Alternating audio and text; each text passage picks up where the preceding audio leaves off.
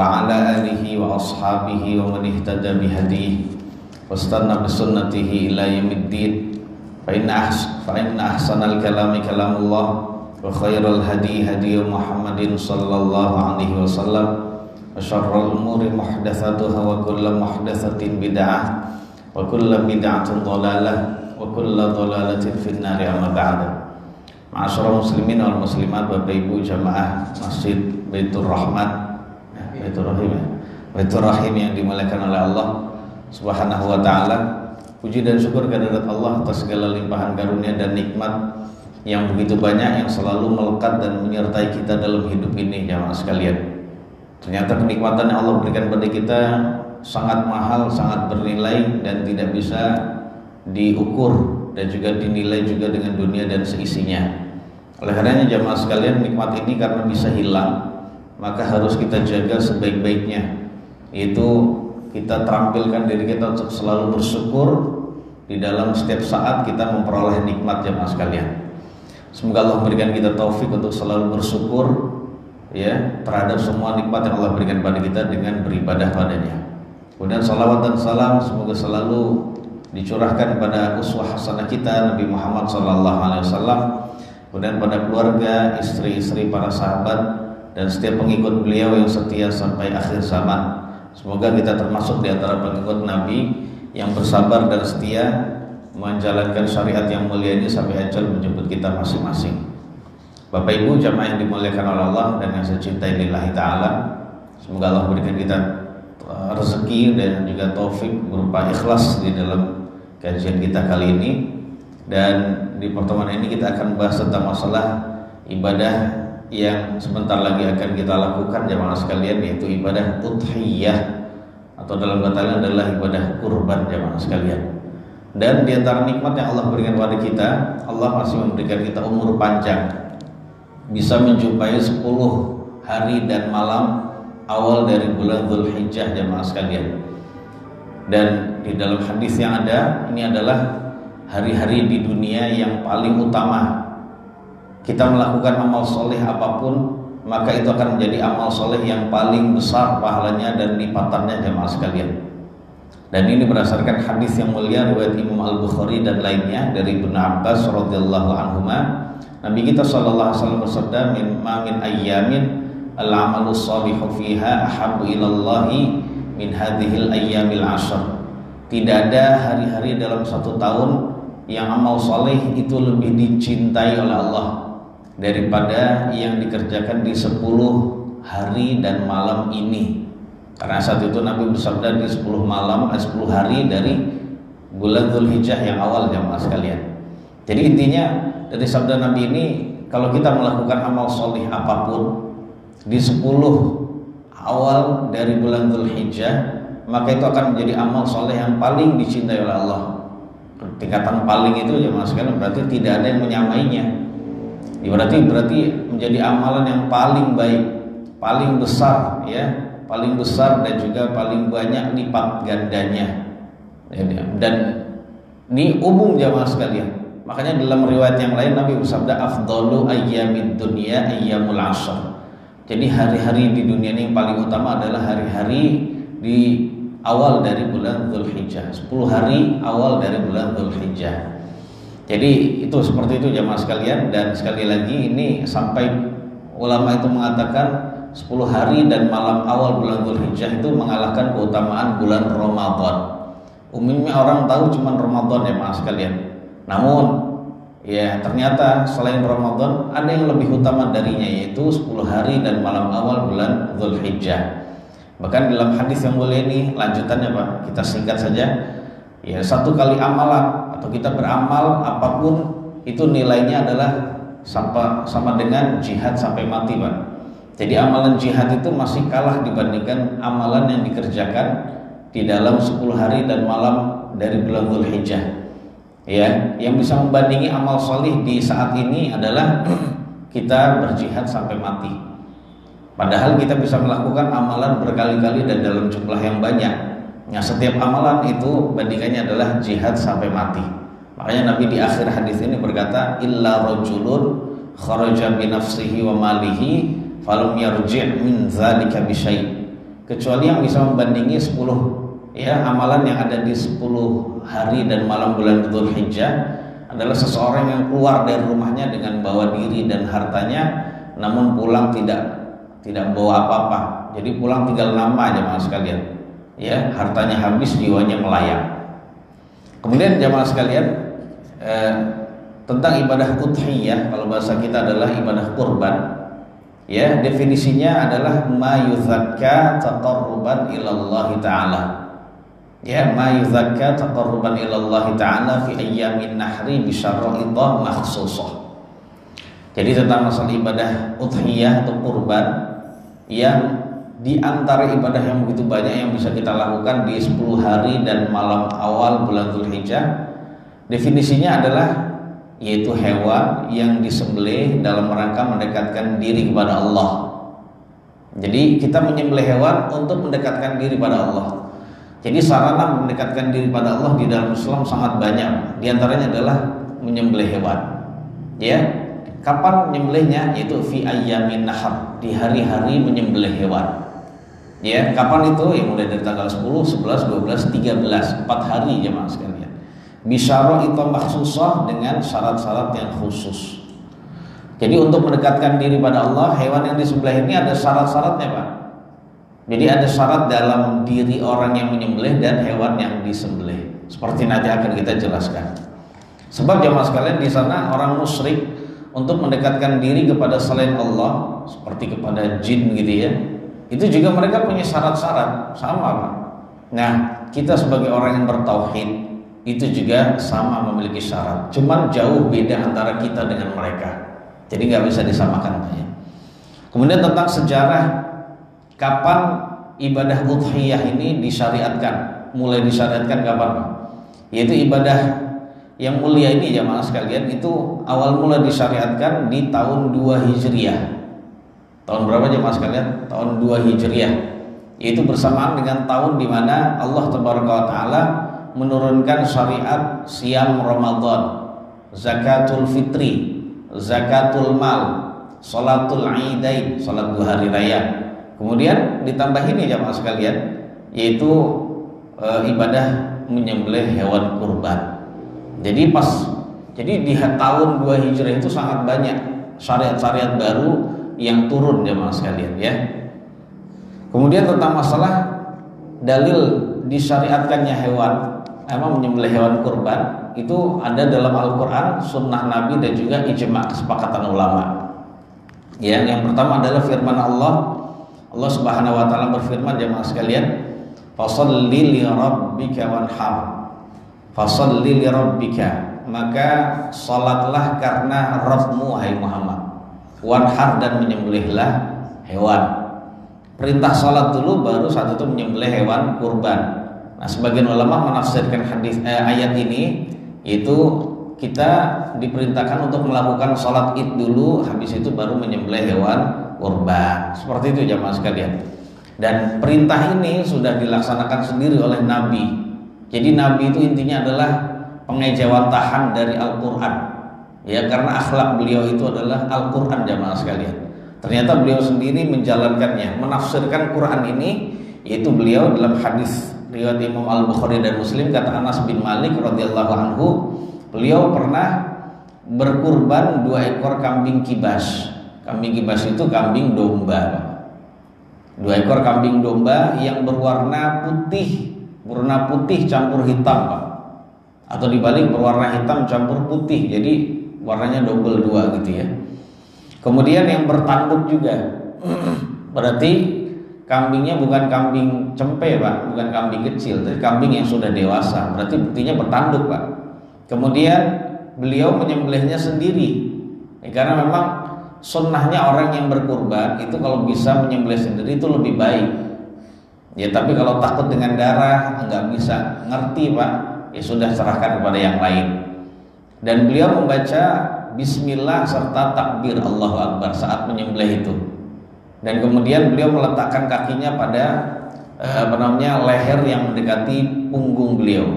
Ya, leher yang mendekati, bukan punggung, mendekati lambung ya, maaf. Leher yang mendekati lambung, tujuannya ketika disembelih itu tidak bergerak-gerak. Beliau meletakkan kakinya bukan diinjak dalam rangka untuk menyiksanya, bukan, tapi itu dalam rangka untuk bisa agar tidak gerak-gerak gitu ya. Soalnya kalau bergerak-gerak yang terjadi akan ada bagian lain yang tersayat oleh pisau Nabi alaihi salatu wassalam. Dan semua ulama sepakat bahwasanya ibadah ini adalah ibadah yang disyariatkan. Semua ulama sepanjang masa dan zaman itu disyariatkan bilangnya gitu ya. Cuman mereka jamaah sekalian beda pendapat tentang apa hukumnya. Intinya semua ulama berkata ibadah ini bagus. Cuman mereka berbeda pendapat tentang masalah wajib dan sunnahnya. Sebagian ulama mengatakan ibadah ini wajib setiap tahun bagi orang yang mampu, Pak. Ya, enggak. Berarti kalau ada orang mampu dia tidak berkurban, dia berdosa menurut pendapat yang ini. Namun pendapat yang kita pilih dalam kajian ini jamaah sekalian adalah pendapat mayoritas ulama yang berkata bahwasannya ibadah udhiyah atau kurban ini hukumnya sunnah muakkadah, ya, sekalipun bagi orang kaya, ya, sekalipun bagi orang kaya, jadi tidak wajib. Nah, suatu ketika orang kaya tidak menyembelih hewan kurban juga tidak dosa jemaah sekalian, apalagi orang fakir, apalagi orang fakir. Nah, tentang masalah sunnahnya jemaah sekalian, ini ada di dalam hadis Nabi. Ternyata ini hukumnya sunnah, tidak wajib. Karena Nabi yang mulia sallallahu alaihi wasallam bersabda, "Idza dakhalatil 'ashru wa arada ahadukum an yudhhiya fala yamassa min sya'rihi wa basyarihi syai'ah." Apabila telah memasuki 10 hari dan malam bulan Dzulhijjah, berarti awal, Pak, ya. Dan salah satu dari kalian hendak menyembelih hewan kurban, maka jangan memotong sedikit pun kuku, rambut dan juga kulitnya. Jadi jangan dipotong kukunya, rambutnya dan juga kulitnya sedikit pun, Pak. Ini adalah ibadah tambahan bagi orang yang nanti akan kurban, Pak. Maka dia tahan, jangan memotong kuku saat ditanggalkan, bukan ditanggalkan, saat muncul ya tanggal 1 Dzulhijjah, yaitu di malam kemarin kapan, Pak? Malam tanggal 8 berarti ya. Jadi malam tanggal 8. Besoknya tanggal 8 berarti malamnya itu sudah tanggal 1 Dzulhijjah. Jamaah sekalian, hadis Nabi mengatakan dan salah satu kalian hendak menyembelih kurban.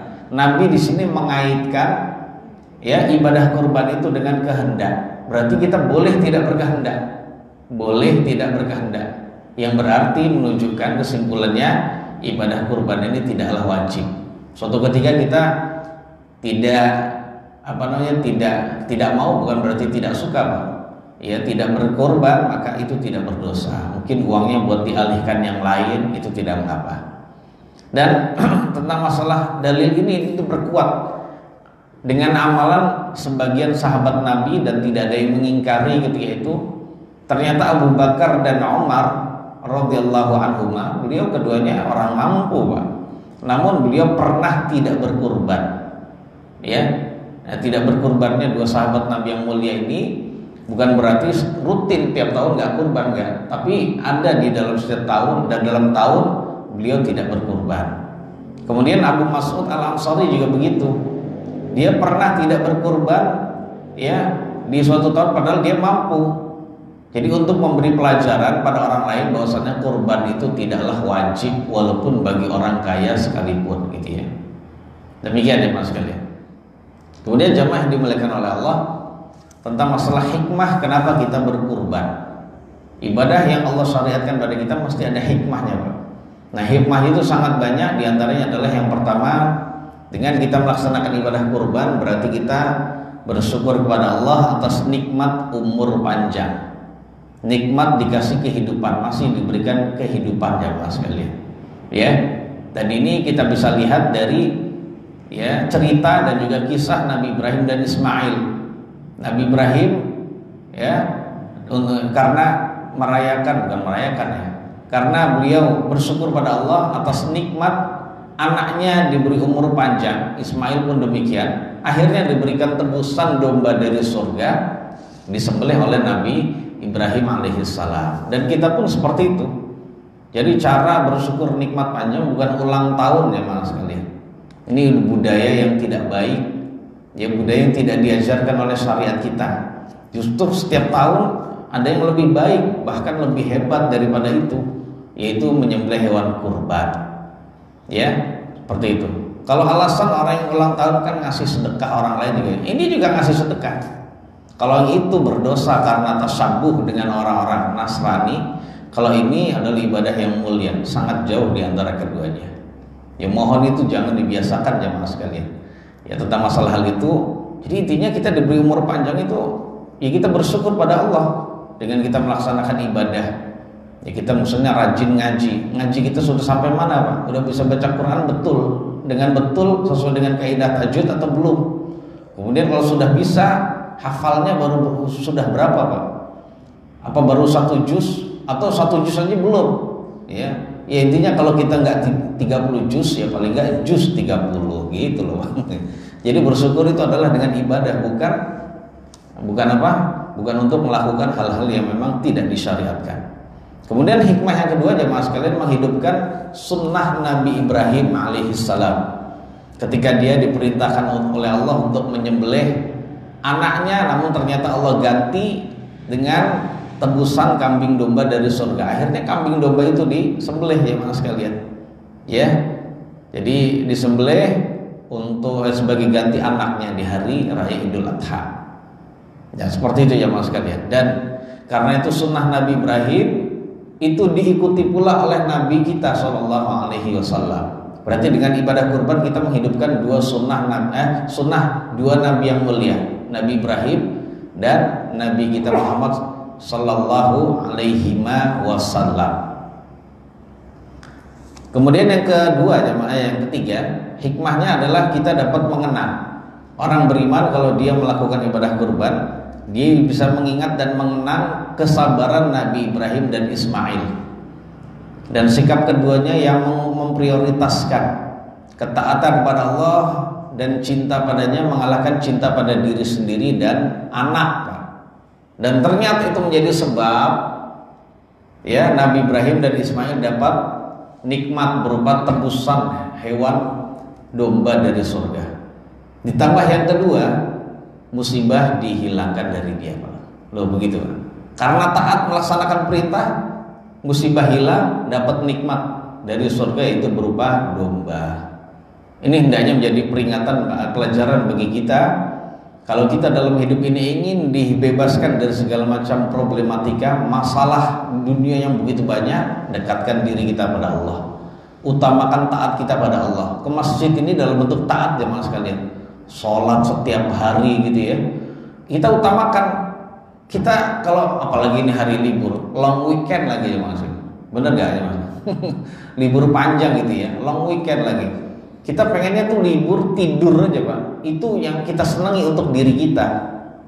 Ya, yang kita senangi untuk diri kita gitu. Tapi kita sebagai orang beriman ya harus lebih mencintai Allah dan Rasulnya. Allah dan Rasulnya menginginkan kita sholat di masjid, apalagi laki-laki. Ya, apalagi laki-laki. Ya udah kita utamakan Pak.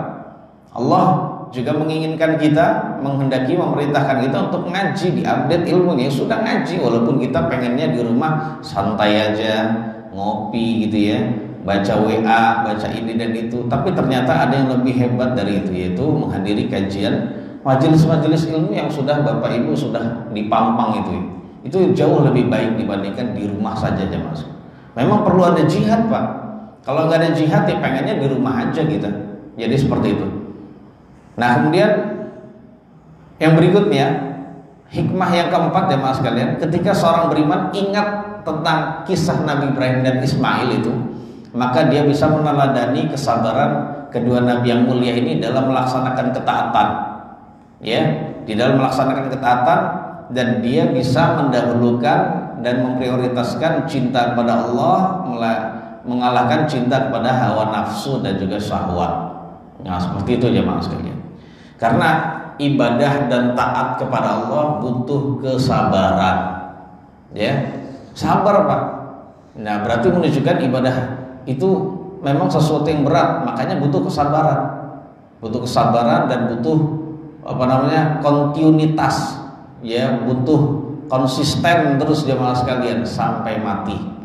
Jadi sebelum mati kita jangan berhenti dari ibadah, dan itu butuh kesabaran.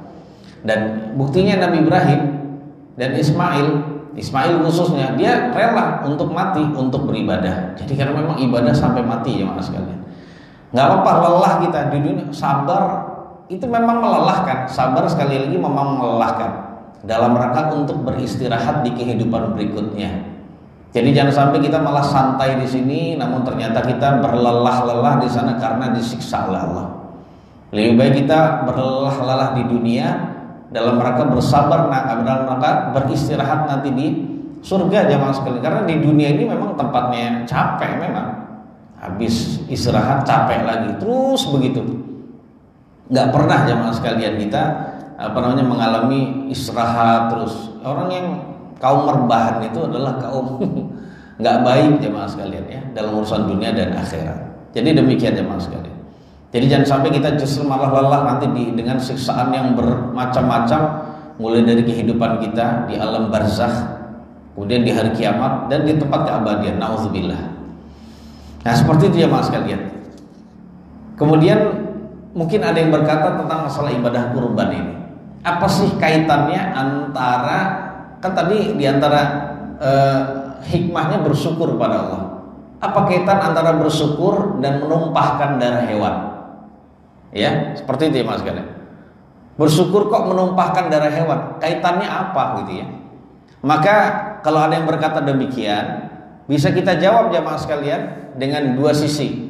Ya, bisa kita jawab dari dua sisi. Yang pertama, bahwasannya menumpahkan darah hewan itu adalah sebab kita bisa memberikan kecukupan, bisa memenuhi kebutuhan diri sendiri dan keluarga, bisa menghormati tamu dan tetangga kita dengan ngasih daging itu pak. Ya, kita bisa bersedekah kepada fakir dan miskin, kita bisa memberikan kegembiraan bagi orang lain dan menampakkan kegembiraan terhadap nikmat yang Allah berikan pada kita. Dan itu adalah dalam bentuk tahaddus bin ni'mah, yaitu mengungkapkan dan menceritakan nikmat. Karena Allah yang berfirman, wa amma bi ni'mati rabbika fahaddits. Jadi kalau punya nikmat ya ceritain pak. Ceritain itu maksudnya diungkapkan, jangan didiemin aja. Makanya kalau Allah berikan kita nikmat, ya kita tampakkan dengan ibadah ini. Ya, kita gembira, kita kasih kegembiraan juga pada orang lain. Begitu pak. Nah itu kaitannya seperti itu. Dengan kita menyembelih kita bisa sedekah.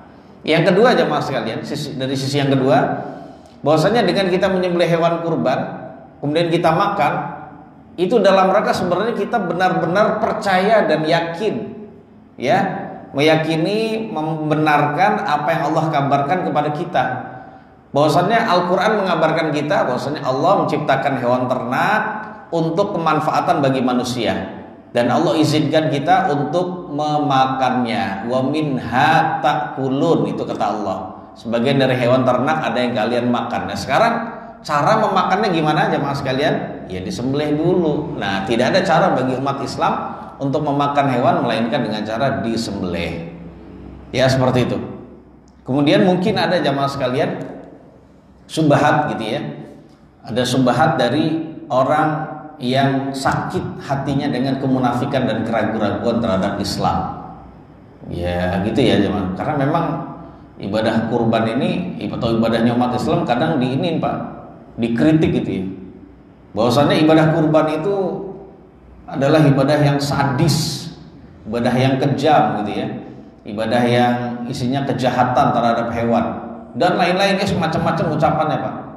Maka kita bisa jawab bahwasannya yang kita lakukan itu ternyata Allah Subhanahu wa Ta'ala. Jadi gini kita jawab, jawabannya adalah Allah Subhanahu wa Ta'ala telah menciptakan kita dan hewan-hewan yang ada itu. Allah juga yang telah, jamaah sekalian, jadi Allah telah menciptakan kita dan hewan-hewan Anda. Dia yang memerintahkan kita jamaah sekalian untuk berbuat baik dan menyayangi hewan-hewan. Dan dia pula di saat yang sama jemaah sekalian memperbolehkan kita untuk memakannya dengan cara disembelih dulu. Dan ini jemaah yang dimuliakan oleh Allah Subhanahu wa Ta'ala, semua itu tidak bertentangan. Ya, di antara Allah menciptakan kita, menciptakan hewan, perintah untuk menyayangi hewan, dan perintah atau Allah mengabarkan bahwasannya hewan tersebut kita makan. Semua tidak bertentangan. Ya, semua tidak bertentangan. karena kita dalam rangka untuk bisa mewujudkan firman Allah Subhanahu wa taala. Mungkin menurut dia bertentangan, tapi menurut kita tidak bertentangan, Pak. Ya orang kafir begitu, Pak. Orang maksudnya munafik yang hatinya ada kemunafikan begitu. Jadi yang selalu disindir itu ibadahnya umat Islam. Yang dilakukan oleh orang-orang non-muslim itu jarang dikritik oleh mereka, jamaah sekalian, ya, seperti itu. Mereka tidak tahu bahwasanya orang-orang barat di Amerika dan Eropa itu mereka kejam juga terhadap hewan. Itu tidak dikritik sama mereka, Pak. Ya, sebelum disembelih, apa yang mereka lakukan, jamaah sekalian, hewan itu disetrum dulu, Pak. Habis itu kadang ditusuk, Pak, dalam keadaan hidup-hidup gitu ya. Ditusuk, kemudian diapain lagi, ditendang, Pak. Dilempar begitu hewannya. Kita tidak boleh begitu, Pak. Makanya hewan kurban yang akan kita sembelih besok itu tidak boleh kita tarik dengan ini, Pak. Nggak usah dikasih makan, tidak begitu, Pak. Tetap dikasih makan, kasih minum. Ya, bahkan ketika disembelih jangan di hadapan teman-temannya yang masih hidup. Kemudian ngasah pisau itu jangan di depan hewan. Itu semuanya dalam rangka rahmat terhadap hewan, ya. Demikian ya, Mas sekalian. Kemudian jemaah yang dimuliakan oleh Allah Subhanahu wa taala, tentang masalah ini jemaah sekalian, yaitu tentang masalah sahnya ibadah kurban itu ada beberapa syarat. Ibadah kurban yang kita lakukan ternyata ada syaratnya sehingga bisa dikatakan sah. Ya. Kita penting ya Mas sekalian memperhatikan sahnya ibadah kita. Jangan sampai hanya sekedar melaksanakan namun ternyata tidak sah. Jadi di antara syarat agar ibadah kurban kita sah, yang pertama adalah kita memperhatikan syarat bahwasannya ibadah kurban itu ada syarat yang pertama, yaitu hewan yang akan dikurbankan harus dari an'am atau bahimatul an'am, yaitu hewan ternak jemaah sekalian. Jadi bukan hewan yang selain ternak. Hewan ternak itu biasanya adalah hewan-hewan yang jinak. Nah, yang disebut bahimatul an'am itu adalah pertama onta.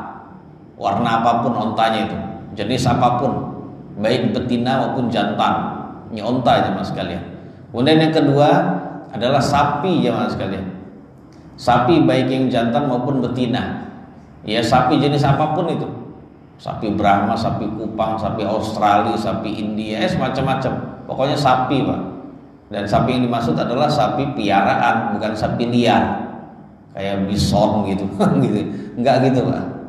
Kemudian yang berikutnya adalah kambing. Kambing yang bulunya tidak tebal itu. Ya, baik laki-laki, baik betina maupun jantan gitu ya. Kemudian domba, baik betina maupun jantan. Tapi kalau betina itu bukan dilarang ya. Pemerintah membuat peraturan betina itu jangan dikorbankan untuk bisa pengembangbiakan, maka ya nggak apa-apa, kita milih yang jantan saja, Pak. Tidak mengapa, karena itu aturan pemerintah dalam rangka untuk bisa menjaga keberlangsungan dan juga kelestarian dari hewan itu tadi ya. Kemudian jemaah itu syaratnya. Jadi intinya bukan hewan selain yang 4 ini ya Mas sekalian. Walaupun namanya hewan kalau di Indonesia itu piaraan, ya nggak bisa piaraan lele dikorbankan. Kemudian piaraan apalagi ayam, nggak bisa, Pak. Berarti nggak boleh dong nyembelih hewan ayam gitu. Ya boleh aja, tapi itu akan menjadi sembelihan daging biasa, bukan kurban, sedekah biasa aja, dan nilainya sangat jauh, ya sangat jauh. Kemudian yang berikutnya syarat yang kedua, antablugha sinnat tadhiyah. Hewan yang akan dikurbankan, jamaah sekalian, itu harus sudah cukup umur, harus sudah mencapai umur untuk dikurbankan. Yang 4 tadi hewan jamaah sekalian, onta tidak boleh kurang dari 5 tahun, ya 5 tahun hijriah maksudnya. Kemudian kalau sapi tidak boleh kurang dari 2 tahun jamaah sekalian. Ini hati-hati, banyak sapi yang dijual itu jamaah sekalian ternyata nggak sampai 2 tahun, Pak. Saya pernah lihat, ya pernah nanya, pernah dialog gitu dengan penjual sapi gitu jamaah sekalian dan juga kambing. Ternyata saya ngeliat ini sapi kayaknya belum 2 tahun nih, Pak. Iya, ini masih muda ini. Loh, kenapa Bapak jual? Itu gak sah, Pak, di dalam ibadah kurban. Jawaban dia jamaah sekalian, saya cuma dititipin. Begitu, Pak. Jadi dia tidak ngerti ilmu. Nah, kita sebagai pembeli yang cerdas, yang sudah ngaji harus menjalankan amanah ini. apalagi panitia gitu ya. Panitia kurban itu harus membeli sapi yang benar-benar umurnya sudah pas ya, dan untuk bisa teredukasi ya lihat dulu Pak. Contohnya akan dibeli adalah sapi Bali misalnya atau sapi Brahma. Sapi Bali lah kita katakan. Sapi Bali itu kalau sudah 2 tahun itu cirinya apa? Mungkin ada di internet, cari Pak. Jadi kita juga bisa apa? Bisa teredukasi dan tidak tertipu oleh penjual-penjual yang tidak ngerti jamaah sekalian. Jadi ternyata jamaah yang dimuliakan oleh Allah sampai urusan seperti ini aja nggak ngerti. Jangankan itu, ada yang lebih parah lagi, urusan sholat aja masih banyak nggak ngerti Pak, sehingga sholatnya masih salah. Jadi kebodohan itu dalam masalah agama itu merajalela. Begitu kok masih malas ngaji jamaah sekalian, gitu. Masih malas untuk jihad, menuntut ilmu itu masih malas, itu sangat heran jamaah sekalian. Jadi dikhawatirkan justru segera munculnya Dajjal, karena Dajjal itu muncul di saat manusia itu di saat manusia itu berpaling dari ilmu, kebodohan merajalela dalam agama. Kemudian yang berikutnya hewan yang berikutnya adalah kambing. Kambing tidak boleh kurang dari 1 tahun. Kalau kambing domba boleh kurang dari 1 tahun, yang penting sudah mencapai 6 bulan. Itu ya, seperti itu ya jemaah sekalian. Jadi ada syaratnya jemaah sekalian yang dimuliakan oleh Allah Subhanahu wa taala. Yang ketiga syaratnya salamatuha minal bil fahisyah. Hewannya selamat. Hewannya tidak mengalami cacat yang parah. Ya cacat dikit nggak apa-apa lah gitu ya. Apa saja cacat yang ada pada hewan jemaah sekalian yang membuat hewan tersebut tidak sah. Ini diungkap oleh Nabi SAW dalam suatu hadis yang mulia. Di antaranya riwayat Imam An-Nasa'i, Ibnu Majah dan juga yang lainnya. Nabi bersabda, arba'atun la tujzina fil adhahi. Ada 4 perkara yang tidak sah di dalam hewan-hewan kurban. Yang pertama jemaah sekalian, al-aura'ul bayyinu awaruha, yaitu hewan yang buta sebelah, yang jelas-jelas butanya. Buta sebelah ya. Berarti nanti saat kita membeli hewan, kita cermati matanya. Ya. Buta sebelah itu nggak boleh. Ya, dengan cara kita dekatkan tangan kita ke matanya. Kalau matanya kedip-kedip berarti ada respon. Sampingnya lagi Pak, matanya kedip-kedip berarti ada respon. Kalau nggak ada respon, nggak kedip-kedip Pak. Misalnya kalau kita dekatkan mata kita, matanya melihat melotot gitu. Tapi ternyata nggak kedip-kedip, berarti buta ini sebelah. Seperti itu jamaah sekalian. Ya, jadi kalau buta sebelah itu nggak boleh. Hadisnya buta sebelah. Kalau buta dua-duanya gimana Pak? Apalagi gitu bahasa kita. Kalau bahasa fikihnya mimbabi aula. Apalagi Pak? Buta sebelah aja nggak boleh, apalagi buta dua-duanya. Karena hewan ini untuk dipersembahkan kepada Allah Pak. Untuk kita mendekatkan diri pada Allah, bukan berarti Allah butuh, itu tidak. Allah nggak butuh itu ya Mas sekali, nggak butuh darahnya, nggak butuh dagingnya. Yang Allah ingin lihat dari kita adalah ketakwaan kita dalam menyembelih itu. Ya, niat untuk takwa, niat untuk berbuat baik kepada sesama, itu yang Allah lihat jemaah sekalian. Ya, jadi demikian. Tapi jemaah sekalian yang dirahmati oleh Allah Subhanahu wa taala, wujud mendekatkan diri pada Allah itu harus dengan syarat, nggak boleh dengan yang aib cacat, itu tidak boleh Pak. Karena ada aturannya. Itu berlaku tidak hanya sebenarnya untuk hewan kurban. Jadi hewan yang disembelih untuk mendekatkan diri pada Allah, yaitu seperti akikah, seperti kalau orang haji itu menyembelih hewan dam atau hadiu gitu ya, itu juga harus hewan yang cukup umur dan tidak ada cacatnya. Yang kedua, wal maridatul bayyinu maraduha. Hewan yang sakit, yang jelas-jelas sakitnya, sakit parah, nggak boleh Pak dipersembahkan. Caranya segera diobati Pak. Diobati, didatangkan dokter hewan atau dinas peternakan gitu ya, untuk diberikan obat, dan nanti di hari hanya bisa disembelih begitu Pak. Sakit parah tuh nggak bisa. Tapi kalau cuma sakit-sakit dikit itu nggak apa-apa. Contohnya hewannya ingusan gitu, hewannya batuk-batuk, tapi ternyata sehat Pak, makan terus gitu ya, itu nggak apa-apa. Kemudian wal arja'u ba'al bayyinu dhal'uha, hewan yang pincang, yang jelas-jelas pincangnya nggak boleh Pak.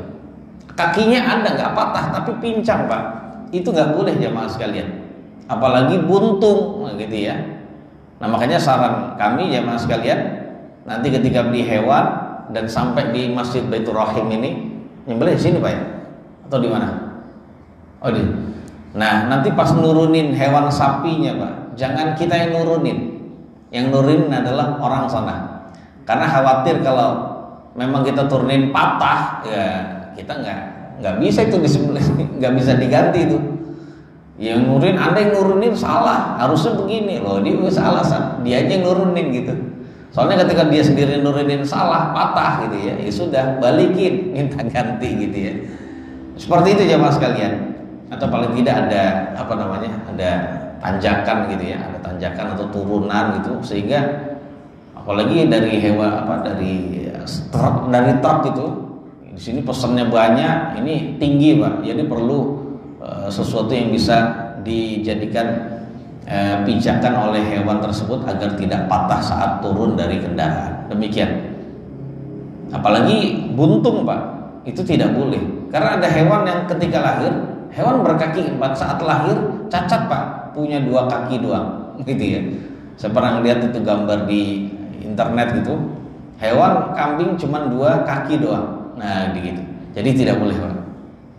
Kemudian wal kasiratul lati la tunqi, yang keempat adalah hewan yang sangat kurusnya. Orang Betawi bilang tinggal tulang sama kentut doang gitu. Jadi kalau bahasa kita tinggal kulit sama tulang saja Pak, dipegang gini kulit dan juga tulang saja, jadi dagingnya mana nggak ada, nggak terasa. Nah ini hewan seperti ini, hewan kurus ya, hewan yang terabaikan ini jangan dijadikan sebagai hewan kurban.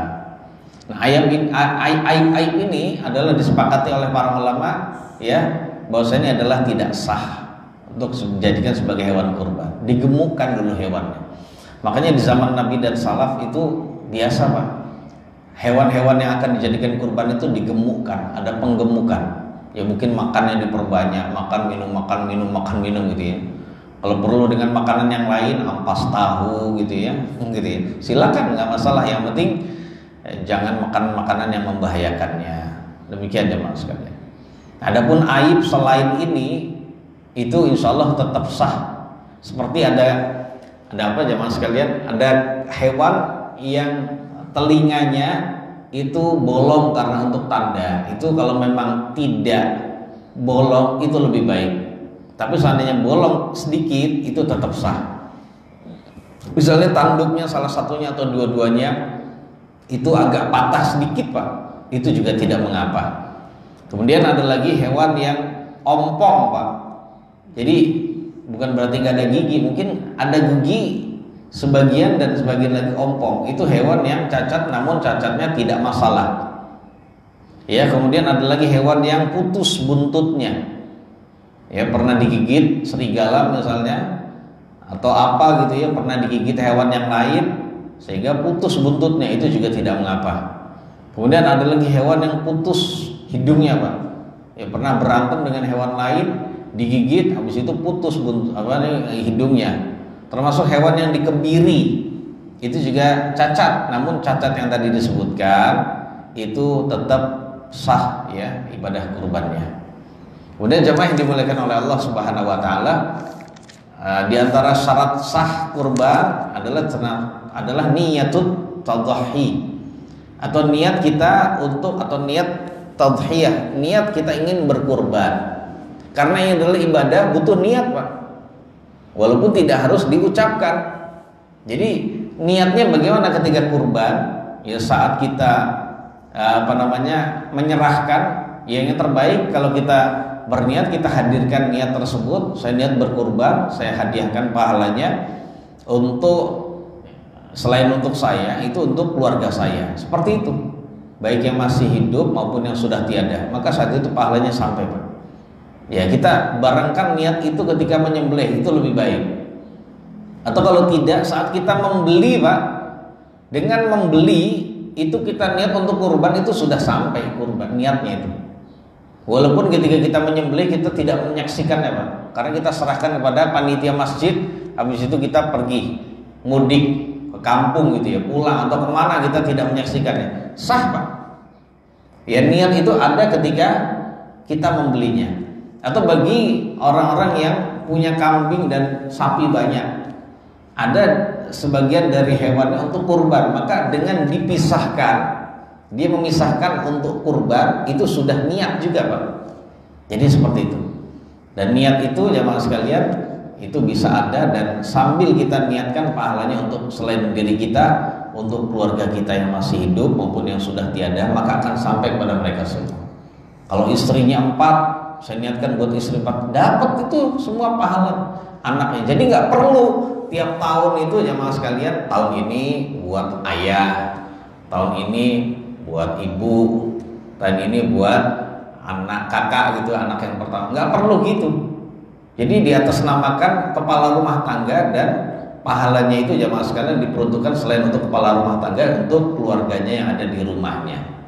Kalau diniatkan orang yang lebih banyak lagi dari itu boleh Pak, orang yang tidak terhingga boleh. Karena Nabi yang mulia sallallahu alaihi wasallam saat berkurban pernah membaca gitu ya, Bismillah wallahu akbar hadza anni wa amman lam yudhhi min ummati. Jadi Bismillah wallahu akbar, kurban ini adalah dari saya dan dari umatku yang tidak menyembelih kurban. Jadi boleh Pak. Kita niatkan kurban ini untuk kedua orang tua saya yang sudah tiada, itu sampai Pak pahalanya. Untuk kedua mertua saya, untuk istri-istri saya kalau istrinya lebih satu, untuk anak-anak saya, sampai semua jemaah sekalian. Jadi boleh demikian. Tapi tentang masalah patungan, tentu saja sesuai dengan aturan. Kalau meniatkan pahalanya itu sampai kepada mereka semua, itu bisa dalam jumlah yang tidak terbatas.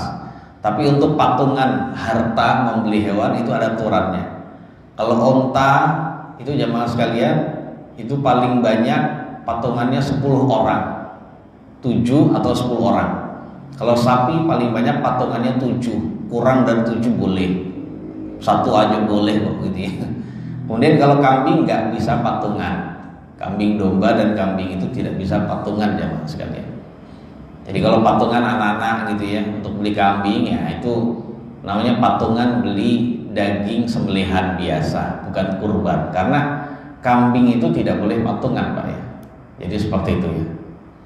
Kemudian jemaah sekalian yang dimuliakan oleh Allah Subhanahu wa taala, mana yang lebih utama, kita menyembelih hewan onta, sapi atau kambing? Maka mayoritas ulama berkata yang paling utama adalah ya onta pertama, kemudian sapi, dan terakhir adalah hewan kambing atau domba. Seperti itu jamaah sekalian. Jadi urutan sekarang semakin besar juga uang yang digunakan untuk membelinya. Nah seperti itu jamaah sekalian. Nah namun sebagian ulama mengatakan yang paling utama itu adalah kambing domba. Karena Nabi menyembelih hewan kurban dengan kambing domba, yang dipilih Nabi itu yang paling utama Pak. Ya nggak mungkin beliau memilih yang biasa aja tingkatannya. Nah ini perbedaan di kalangan ulama. Intinya gini Pak, perbedaan ini didasari bahwasannya kalau onta, ya seandainya kita memilih pendapat mayoritas ulama, onta itu lebih utama kalau tidak patungan. Ya onta lebih utama dari kalau tidak patungan. Sapi lebih utama daripada kambing kalau tidak patungan. Tapi kalau patungan hewan yang besar itu, maka saat itu kambinglah yang lebih utama. Gitu jemaah sekalian. Oh berarti yang nyembelih kambing lebih utama daripada 1/7 sapi. Iya, kita katakan demikian itu. Ya, alasannya jemaah sekalian, ya karena semuanya intinya dapat kebaikan lah intinya. Ya intinya seperti itu jamaah sekalian. Intinya semuanya masing-masing dapat kebaikan. Cuman yang sendirian itu yang lebih utama. Demikian jamaah sekalian. Namun kalau ada atau kita lebih mengutamakan sapi daripada kambing karena, perhatikan jamaah sekalian, karena lebih besar manfaatnya, dagingnya lebih banyak dan semakin besar atau lebih besar manfaatnya bagi orang lain, maka itu ada keutamaan khusus gitu ya. Itu ada niat khusus, ya berarti saat itu ada niat yang tidak ada pada kambing. Ya intinya kita sudah menyembelih hewan kurban, baik itu sepertujuh sapi atau satu ekor kambing, itu sudah lumayan, sudah bagus, nggak masalah jemaah sekalian. Bahkan ada sebagian masjid nggak menerima kurban kambing, Bang. Gitu. Ya karena sedikit dagingnya, ya nggak apa-apa, terserah. Itu kan sesuai dengan keinginan gitu ya dari panitia. Kemudian jemaah sekalian yang dirahmati Allah, melakukan ibadah kurban itu lebih utama, jauh lebih utama dibandingkan kita bersedekah sebanyak atau seharga hewan kurban itu. Ada kambing misalnya, kambing itu 3,5 juta. Kita bersedekah ngasih orang fakir miskin 35 orang 100.000, 100.000, 100.000 selesai. Dua-duanya baik, Pak. Tapi masih lebih hebat seseorang yang membeli hewan kurban, habis itu dengan harga 3,5 juta, habis itu disembelih jemaah sekalian. Walaupun dagingnya itu tidak bisa dibagi sebanyak 35 orang, masih lebih hebat kok. Karena hakikatnya jemaah sekalian, syariat kita yang lebih diutamakan adalah syiarnya. Soalnya kalau orang meninggalkan ibadah kurban ini, mereka beralih pada sedekah, maka udah gak kelihatan lagi syiar Islamnya itu, Pak. Gak ada lagi jemaah sekalian, gak hidup lagi. Nah makanya lebih utama berkurban dibandingkan bersedekah dengan jumlah yang sama. Nah seperti itu jemaah sekalian, wallahu a'lam bishawab. Ya selanjutnya kita diskusi. Nah intinya poin berikutnya, mohon maaf sedikit lagi. Ketika kita menyewa tenaga orang lain untuk menyembelih hewan-hewan kita, seperti menyewa tenaga jagal, jasa jagal gitu, tukang jagal, maka saat itu kita tidak boleh memberi upah dari dagingnya atau bagian apapun dari hewan. Upahnya dari dagingnya, upahnya dari kulit-kulitnya atau dari kepalanya, itu nggak boleh. Karena dengan demikian itu sama seperti kita menjual sebagian dari anggota tubuh hewan itu, kemudian uangnya diberikan kepada siapa? Kepada tukang jagal itu. Dan menjual hewan kurban itu membuat kurban kita tidak sah. Nggak boleh jemaah sekalian menjualnya. Yang benar itu tukang jagal itu kita kasih uang, kita kasih upah dari uang, jadi bukan dari daging kita. Setelah kita kasih misalnya biaya satu ekor sapi itu jagalnya itu sampai selesai itu 500.000, ya sudah kita kasih 500.000. Selebihnya kita kasih daging sebagai hadiah boleh, bukan sebagai upah. Mang nanti ambil tuh kulit-kulitnya semua gitu ya, sebagai hadiah bukan sebagai upah. Tapi kalau sebagai bagian dari upah, ini yang tidak boleh. Ya jemaah sekalian, seandainya ada orang menyembelih hewan kambing, habis itu dia jual sebagian atau jual apa? Jual sebagian atau dia jual semuanya, maka saat itu kurbannya tidak sah. Karena Nabi SAW pernah bersabda, la udhiyata liman ba'a jildahu, atau la udhiyata liman ba'a jildahu. Nah gitu ya. Jadi tidak ada atau tidak sah hewan kurban, tidak sah ibadah kurban bagi orang yang menjual kulit hewannya. La udhiyata liman ba'a jilda udhiyatihi. Jadi tidak sah hewan kurban bagi orang yang menjual kulitnya, kulit hewan kurbannya. Jadi nggak hanya kulit, Pak, dagingnya dijual, ini nggak boleh. Ini bagi yang berkurban. Tapi kalau yang bagi dapat sedekah gimana, Pak? Ya dia nggak berkurban, tapi dia dapat dari Masjid Baitur Rahim, nunggu masyarakat sekitar gitu. Dia dapat sekilo, 2 kilo. Habis itu dia jual, boleh Pak, terserah dia. Yang nggak boleh dilarang itu sahibul kurbannya, yang berkurban langsung. Begitu ya, wallahu a'lam bishawab. Nah makanya kalau panitia menentukan kurbannya sih, kalau sapinya patungannya 3 juta, tapi karena patungan ditambahin 3.200.000, yang 200.000 buat operasional, termasuk buat upah bagi siapa? Bagi panitia, itu tidak mengapa, boleh lah. Karena panitia bekerja, meluangkan tenaga, waktunya, ya, untuk bagi-bagiinnya itu kan butuh waktu, tenaga, capek. Boleh diupahi dari itu. Jadi panitia jangan menganggap dirinya itu ya dapat bagian daging Pak lebih dibandingkan yang lain, tidak boleh. Panitia bagiannya sama seperti masyarakat. Nah, upahnya panitia itu bukan dari daging, tapi dari apa? Dari upah operasional itu. Jadi demikian. Orang yang ngurusi daging itu tidak boleh mendapatkan upah dari dagingnya. Dia sama seperti masyarakat. Dia hanya dapat jatah sama seperti masyarakat umumnya. Kalau dia berkurban, tambah lagi dapat ya bagian dari kurbannya, tidak lebih dari itu Pak. Ya, akan tetapi karena dia bekerja, dia berhak mendapatkan upah itu tadi. Ya, jadi boleh dilebihin. Jadi berapa? 200.000 atau 100.000. Kalau nitipin kambing ke sini 50.000, nggak apa-apa Pak. Ya, mungkin sebagian ada buat panitia nggak masalah. Dan panitia halal demikian itu. Ya kalau tidak mau ya silakan Bapak menyembelih sendiri. Karena dulu di zaman salaf yang masalah zaman Nabi dan sahabat salafus soleh itu masing-masing itu nyembelih sendiri Pak. Misalnya Pak Doni beli kambing, ya nyembelih sendiri, Pak Sontot beli kambing nyembelih sendiri, ngulitin sendiri, nyacah sendiri. Lah kita sekarang nggak bisa Pak. Itu bisa seharian satu ekor kambing kali ya. Karena kita nggak lazim gitu, nggak biasa aja Mas. Motong ayam aja lama Pak, ngulit ya Pak, nyabutin bulunya gitu ya.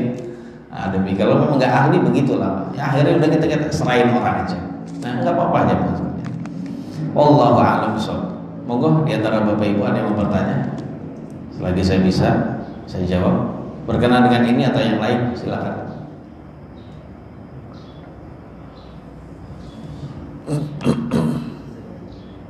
Sambil nunggu syuruh. Ustaz, yang tadi kukunya, rambutnya, nyanya itu harusnya apa Ustaz? Ya. Jadi kan nggak boleh. Nyanya tidak boleh menjual kukunya orang yang berkurban, nggak boleh motong gitu. Yang berkurban, nggak ada satupun ulama dalam kitab-kitab syarah yang menjelaskan kukunya kambing, kukunya kulitnya atau bulunya hewan, nggak ada jamaah sekalian. Itu orang yang tidak ngerti ilmu jamaah sekalian. Serius itu. Ya makanya itu ibadah tambahan bagi orang menyembelih hewan kurban. Ya, yaitu tidak memotong kukunya sendiri, kukunya dia. Jadi lihat itu kitab-kitab syarah yang dijelaskan oleh para ulama. Jadi bukan dari hewan kambingnya, tapi dari orang yang berkurban itu. Seperti itu jamaah sekalian yang dirahmati oleh Allah. Serius Pak, saya kasih tahu, yang mengartikan larangan itu adalah yang dipotong adalah kukunya dan juga bulunya hewan. Itu orang tidak berilmu jamaah sekalian. Serius itu nggak ada. Dia nggak ngerti bahasa Arab, nggak ngerti bahasa Arab. Ya, jadi intinya kok apa hikmahnya begitu kaitannya? Ya kadang ibadah itu menurut kita tidak masuk akal, tapi itu syariat yang berkata berdasarkan wahyu. Nah, tentang masalah apa kaitannya? Ada hikmahnya, Pak. Ya perilaku kita orang yang di sini disamakan dengan perilaku orang yang sedang ihram haji dan umroh. Kan nggak boleh potong kuku, Pak. Nggak boleh apalagi nggak boleh cukur bulu gitu ya. Potong kuku dan bulunya. Jadi menyamakan sebagiannya. Ada yang mengatakan demikian. Namun hikmah ini, perkataan ini juga dibantah, Pak. Nggak benar itu menyamakan dengan orang yang berihram haji di sana. Buktinya kita di sini boleh berhubungan intim kan dengan istri kita, sedangkan di sana nggak boleh, berarti nggak sama. Ala kulli hal intinya apa hikmahnya? Kadang kita nggak tahu hikmahnya. Ya sudah, itu adalah ibadah tambahan, selesai Pak. Orang yang hanya mengandalkan rasio, kadang itu menganggap nggak ini, akhirnya diputar-putar. Oh ini adalah kulitnya. Kulitnya bulunya dan juga kukunya hewan. Tidak ada jemaah sekalian. Coba baca hadis yang benar itu. Dia kalau ngerti bahasa Arab, ini orang tidak layak untuk ngajar ngaji gitu, karena dia nggak ngerti bahasa Arab. Saya melihat kitab-kitab syarah para ulama hadis yang berkenaan dengan ini maksudnya adalah sya'ruhu atau basaruhu alfaruhu, hunya itu, nyanya itu kalau bahasa kita, nyanya itu kembali pada mudhahi. Mudhahi itu adalah yang berkurban, bukan hewannya. Begitu. Wallahu a'lam. Ada lagi pertanyaan lain? Tadi dikatakan apa larangan memotong kuku itu sebelum tanggal 1 Zulhijjah ya? Iya. Cuman bila seseorang niatnya dia niat berkurban itu jatuhnya tanggal 5 Zulhijjah, dan dia motong kukunya itu antara 1 sampai 8. Jadi niat itu berubah, Ustaz. Dia tuh niatnya bukan pada saat tanggal 1. Nah, pada sebelumnya dia sudah potong kuku, nah itu gimana? Kalau seseorang niatnya baru berkurban itu di pertengahan 10 hari bulan Zulhijjah, ya sudah, berarti ketika dia punya niat dan masih ada waktu sisa itu, misalnya baru di 5 Zulhijjah baru ada niat ingin berkurban, ya sudah, saat itu dia tidak memotong gitu aja. Adapun sebelumnya dia nggak ada niat karena mungkin dia nggak ada duit, atau ada duit tapi dialihkan buat yang lain gitu ya, karena ada kebutuhan yang lebih mendesak, ya nggak apa-apa. Baru punya niat tanggal, oh yaudah saya resmi, saya nyatakan, saya tekad tanggal 5 akan beli hewan kurban. Ya sudah, saat 5 itu sampai sebelum menyembelih kita tidak memotong gitu saja, Pak. Nggak potong kuku, nggak cukur bulu dan sebagainya, gitu saja. Wallahu a'lam bishawab. Ada lagi, Pak? Silakan. Nggih, monggo, Pak. Puasa Arafah, Pak. Apakah kita yang di Indonesia atau harus mengacu ke di Arab Saudi gitu, Pak? Karena di sini ada perbedaan waktu. Kita mengambil yang mana? Ya, memang ini perkara yang memang diperselisihkan oleh para ulama gitu ya. Ada yang mengatakan puasa Arafah di sini harus sama dengan Arafah yang di sana. Di sini puasa Arafah sono wukuf di Arafah. Tapi kalau di zaman sekarang kan kita bisa tahu, Pak. Coba kalau di zaman dulu gimana, Pak? Di saat kita yang ada di Indonesia di tanah air di pelosok ini, gimana tahu keadaan kondisi di sana sedang wukuf? Melainkan di sini dengan ru'yat yang ada di sini, Pak. Ya sudah, pendapat yang kedua adalah mengatakan ya sesuai dengan ru'yat di sini, walaupun berbeda dengan 9 Zulhijjah yang ada di sana. Ini pendapat yang insya Allah kita pilih di sini, Pak. Dan itu lebih aman karena kita bersama dengan pemerintah dan kaum muslimin secara umum. Apalagi sekarang kaum muslimin bareng-bareng, alhamdulillah. Dengan bisa bareng-bareng itu syukur luar biasa. Gitu ya. Karena yang bisa menyatukan itu hanya Allah tabaraka wa taala, jemaah sekalian. Ya, yang karena perbedaan itu, jemaah sekalian, itu adalah cabang dari perbedaan. Ketika satu negeri itu sudah melihat ru'yat, apakah wajib negeri yang lain ngikuti itu? Nah, ulama beda-beda tuh. Ada yang mengatakan wajib. Kalau Mekah sudah melihat, Saudi sudah melihat, ini kan patokan dunia, Pak ya. Maka semuanya wajib ngikut Saudi. Ada yang mengatakan begitu, ulama. Ada yang lagi mengatakan setiap negeri itu memiliki matla, tempat terbitnya hilal sendiri-sendiri, punya ru'yat sendiri-sendiri. Ada yang mengatakan begitu. Nah, karena perbedaan ulama begini, ya sudah, negeri kita milihnya mana. Kalau negeri kita milihnya masing-masing negeri memiliki ru'yat masing-masing, ya sudah, kita, karena berbeda itu tidak enak, jemaah sekalian. Gitu. Berbeda itu tidak enak. Jadi al-khilafus syarr, kata Imam Ahmad bin Hanbal rahimahullah. Jadi perbedaan itu buruk, jemaah sekalian. Apalagi dalam masalah yang memang tidak prinsip seperti itu adalah tidak baik. Ya sudah, bareng saja gitu. Karena Nabi yang mulia sallallahu alaihi wasallam yang memerintahkan dulu kepada kita, ya, bahwasanya beliau bersabda, ais as-saubu yauma tasumun wal fitru yauma tuftirun wal adha yauma tudahhun. Jadi puasa adalah hari di mana umumnya kalian berpuasa. Idul Fitri pun adalah di mana hari umumnya kalian beridul fitri, begitu juga Idul Adha. Jadi Idul Fitri, Idul Adha dan juga siam Ramadan itu bersama umumnya kaum muslimin di situ yang ditentukan oleh pemerintah, seperti itu. Wallahu a'lam. Intinya kalau kita ngikuti pemerintah, Pak, keputusan pemerintah yang ada itu tidak ada salahnya rakyat. Di hadapan Allah kalau salah kita tidak disalahin. Serius ya Mas, kan kita tidak disalahin. Jadi demikian. Tapi kalau kita berada di negeri Saudi, yang ikuti Saudi gitu ya. Kalau di Saudi Arabia, Misal jamaah haji Saudi gitu ya, jamaah di Indonesia, mohon maaf, jamaah di Indonesia di sana yang ikuti sana karena dia berada di negeri sana. Jadi karena di Indonesia tanggal 9-nya itu adalah hari Ahad, sehingga mereka wukufnya di hari Ahad, Pak. Oh, malah diusir-usir, Pak. Diusir ke sana. Ini amalan sesat ini. Hari lain nyari yang ringan, Pak, nyari yang longgar. Karena hari Ahad ini. Itu namanya ra'yi sendiri, na'udzubillah. Baik, ada lagi pertanyaan? Pak Harna?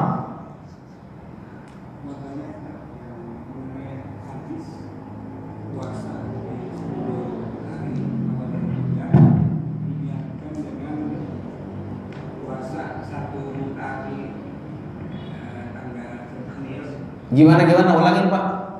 Puasa 9 hari nggak 10 Pak? Jadi ada hadis mengenai puasa 10 hari di awal Dzulhijjah. Iya. Kan sudah berikut puasa Arafah. Itu boleh nggak diniatkan kembali?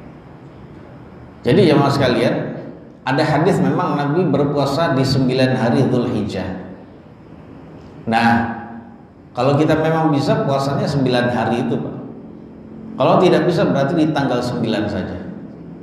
Nah, kalau memang kita 9 hari berpuasa termasuk di hari Arafah tanggal 9-nya, boleh nggak kita niat dua-duanya? Niatin aja dua-duanya Pak, pas di tanggal 9 itu. Ya, kita bisa niat puasa Arafah plus puasa 9 hari yang dirutinkan Nabi ini adalah hari yang ke-9. Boleh nggak apa-apa Pak? Jadi demikian. Tapi kalau kita puasanya cuma hari tanggal 9 besok itu, ya nggak bisa. Iya, itu niatnya puasa Arafah saja gitu ya. Jelas Pak? Jadi demikian. Kecuali kalau hari Arafah itu bertepatan dengan hari Senin. Nah, kita bisa niat dua itu. Ya, bisa kita niatkan puasa Arafah plus puasa Senin, dan itu dapat 2 sunnah ya Mas sekalian. Itulah hebatnya niat. Seseorang yang ngerti ilmu, dia meniatkan dalam satu amal yang dia lakukan itu lebih dari satu niat, maka dia dapat pahala lebih dari satu niat itu. Pahala lebih dari 2 karena niat yang lebih itu tadi. Nah, demikian. Kayak tadi Pak, kita sebelum sholat subuh masuk masjid itu sholatnya 2 rakaat karena waktunya cukup 2 rakaat. Nah, kita sebagai orang yang sudah ngerti ilmu, udah ngaji Pak, kita niatkan bukan sholat sunnah fajar saja, bukan sholat sunnah qobliyah saja, tapi sekalian kita niatkan sholat sunnah tahiyatul masjid, sekalian sholat sunnah wudu kalau kita wudunya di sini atau rumahnya dekat gitu. Plus kita niatkan sholat sunnah fajar, maka saat itu 3 in 1 dapat satu dalam satu amalan. Ya gitu ya. Satu kali apa? Satu kali kayu, 2-3 pulau terlampaui gitu ya. 1-2 pulau terlampaui. Satu dayung apa satu kayu? Ada lagi Pak? Cukup? Satu lagi silakan Pak Doni. Ada 2 pertanyaan. Oh iya silakan. Dengan kondisi sekarang kan ya? Apa? Dengan apa kondisi sekarang?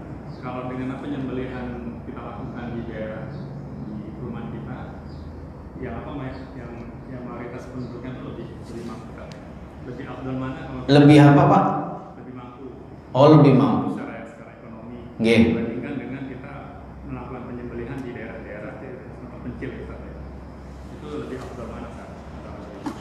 Jadi ya mas kalian, lebih afdol mana kita menyembelih hewan kurban di kampung kita, di sekitar kita yang ternyata orang-orang mampu semua, dibandingkan kalau kita kurban di daerah yang tidak mampu. Ya permasalahan pertama, kalau antum bisa dua-duanya, lakukan dua-duanya Pak. Sono kurban, sini kurban. Kalau ada kelebihan rezeki, lebih lagi Pak. Tapi kalau tidak bisa, mana yang lebih utama? Tergantung kondisi Pak. Karena ketika di sebelah kita itu orang-orang mampu semua, ya mungkin agak jauh dikit, itu bisa kita kasih Pak. Karena yang terdekat dari kita itu sebenarnya yang lebih berhak. Namun boleh juga kita melakukan hal yang ya mungkin sono juga udah pada dapat, yang kurang itu adalah di pedalaman misalnya, atau di Palestina gitu. Ya boleh-boleh saja, nggak apa-apa. Kalau antum niatkan gitu, antum insya Allah dapat pahala yang lebih.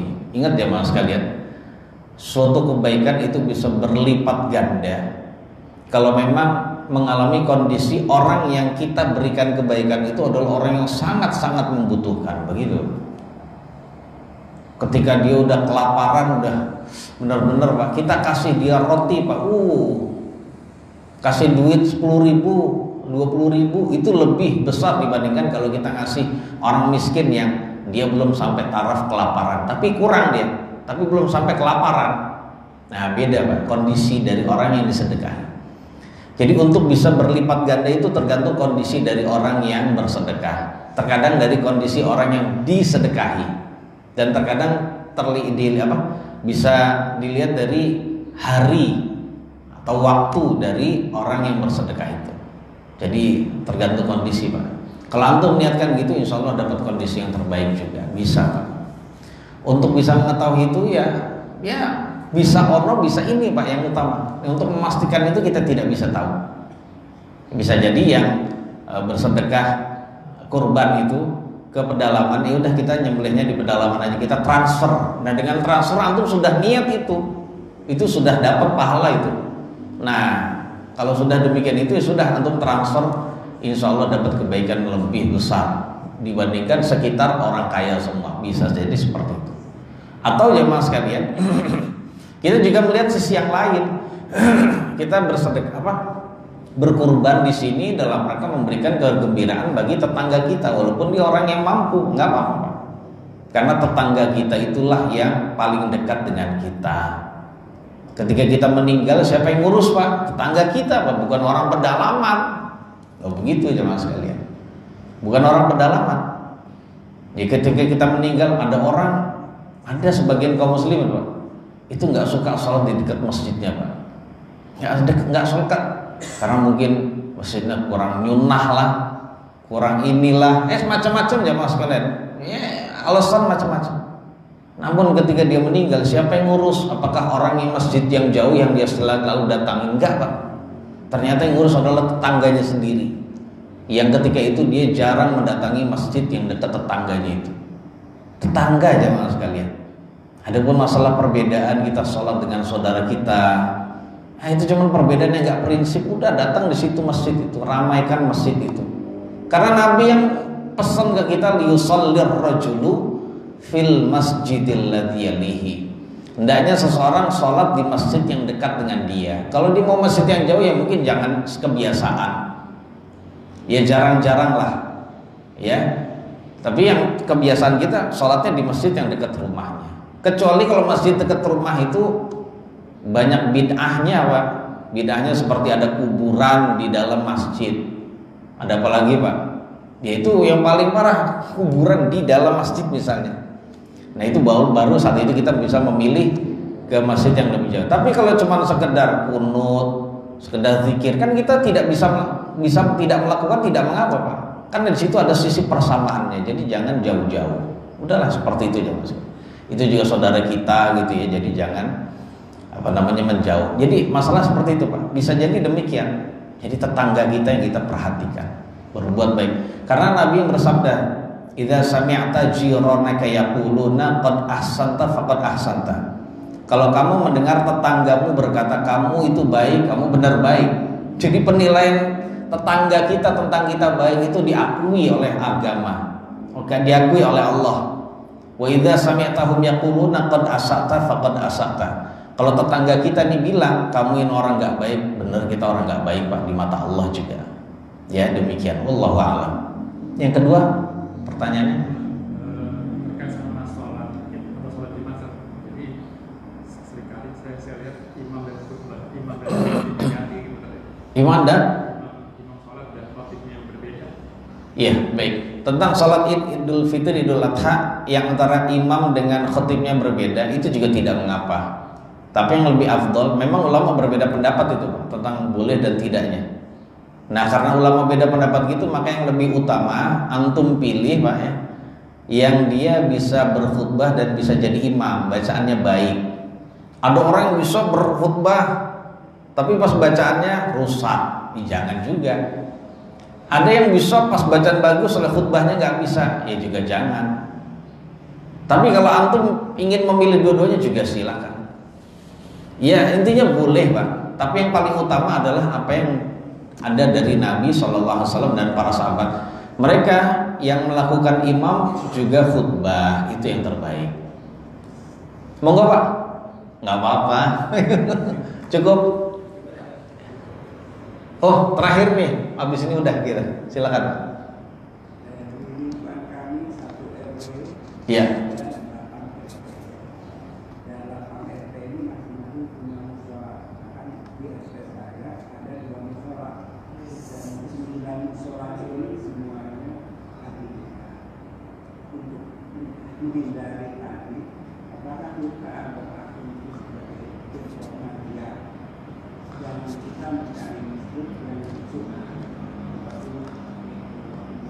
Iya gini Pak ya, untuk masalah masjid antum tetap cari yang terdekat, itu yang terbaik, itu yang Nabi pilih. Lalu Nabi kan sudah pesan ke kita hendaknya sholat di masjid yang dekat dengan rumah kita.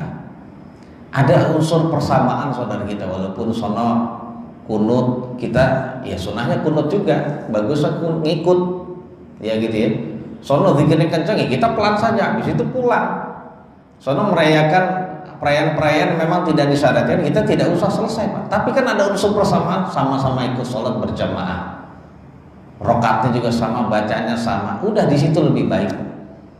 Hal-hal yang mereka tidak kita setujui sudah nggak usah hadiri Pak, hanya sholat saja kita di situ. Jelas Pak ya, untuk sholat kita lebih bagus di situ. Kecuali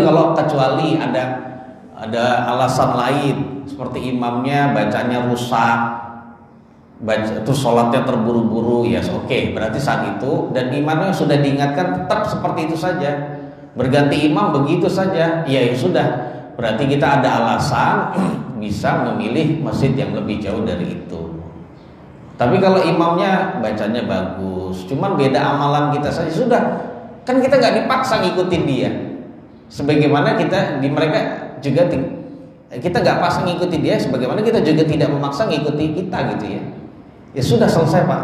Di situ ada unsur persamaan kita dengan kaum muslimin lainnya, ikuti Pak. Yang penting jangan masjid Syiah dan Ahmadiyah, karena itu bukan Islam gitu ya. Nauzubillah.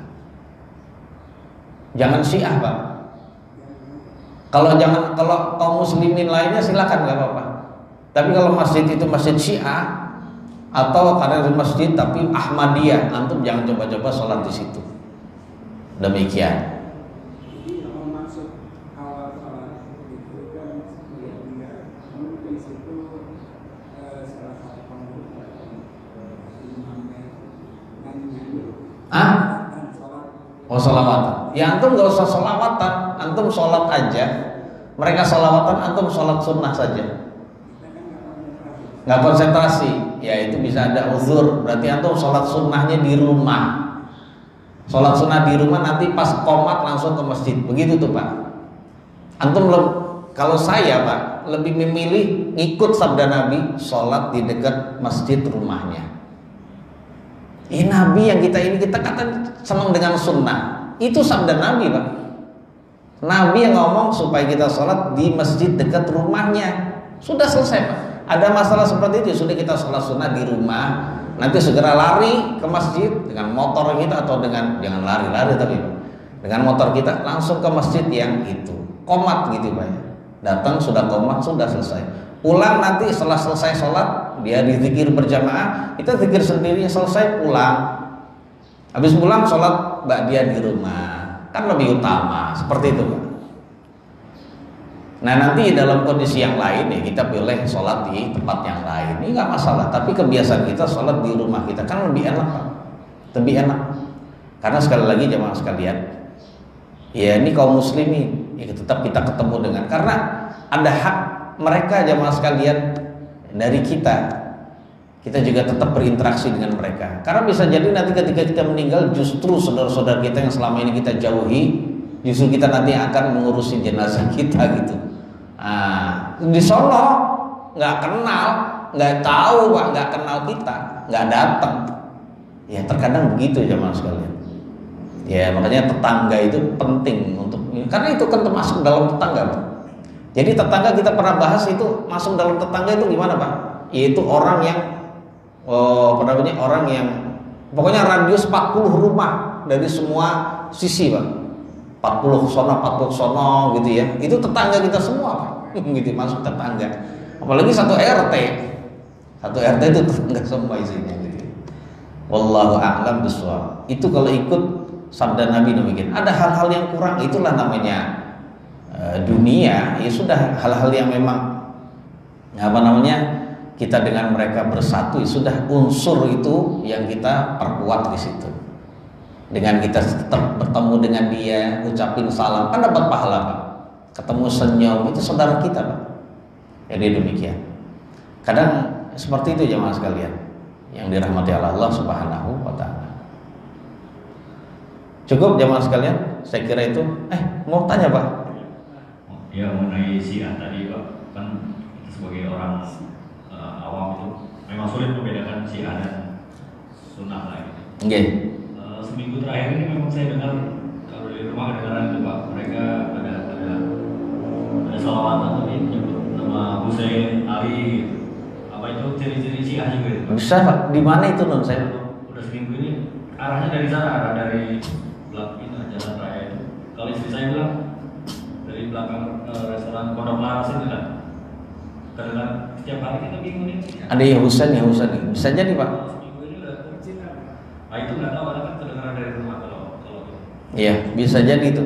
Bisa jadi. Ya ada. Gitu terus. Bisa, Pak. Itu sepertinya hampir positif itu Syiah. Ya, karena mereka bersifat gulu, berlebih-lebihan terhadap Ali dan Husain. Nauzubillah. Hadahumullah. Semoga Allah memberikan petunjuk kepada kita dan mereka semua kepada sunnah nabinya. Wallahu a'lam bishawab. Ada kekurangannya kata yang tidak berkenan, mohon maaf yang sebesar-besarnya. Barangkali ini bukan Ramadan ya. Ini Idul Adha terakhir bagi kita jemaah sekalian. Mari sama-sama saya mengajak diri saya dan juga kita semua bersungguh-sungguh dalam melaksanakan ibadah di 10 hari dan malam yang awal dari bulan Dzulhijjah ini. Semoga bermanfaat bagi saya dan juga jemaah sekalian. Kita tutup. Subhanakallahumma bihamdika asyhadu an la ilaha illa anta astaghfiruka wa atubu ilaik. Assalamualaikum warahmatullahi wabarakatuh.